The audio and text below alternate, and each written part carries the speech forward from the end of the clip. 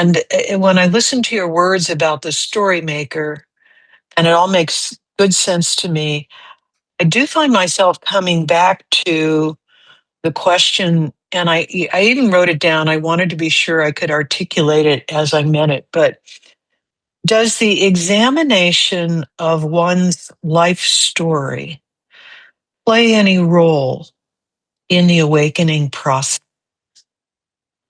I'd just like to hear what you have to say about that.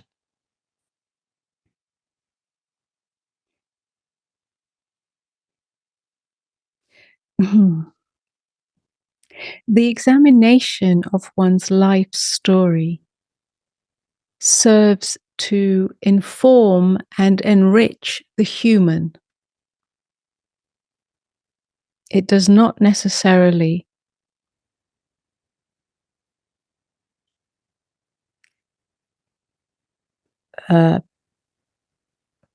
play a part in awakening.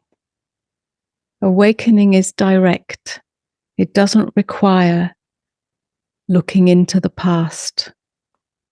It doesn't require assimilating your story, digesting it. That is of nourishment to the human. Wisdom comes from that. Wisdom and awakening are not necessarily the same.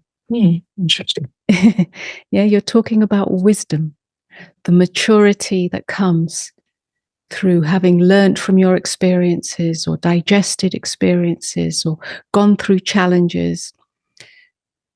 Now, you may also be on an awakening path.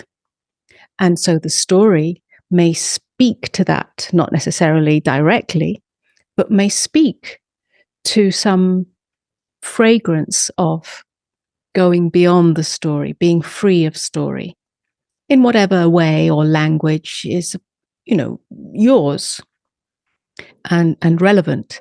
So yes, they can meet in a certain place, but it's not awakening.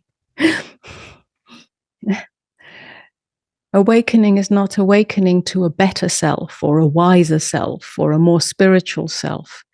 Awakening cuts through the self, where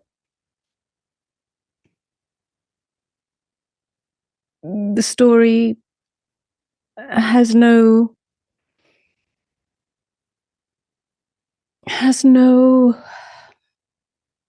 to land on.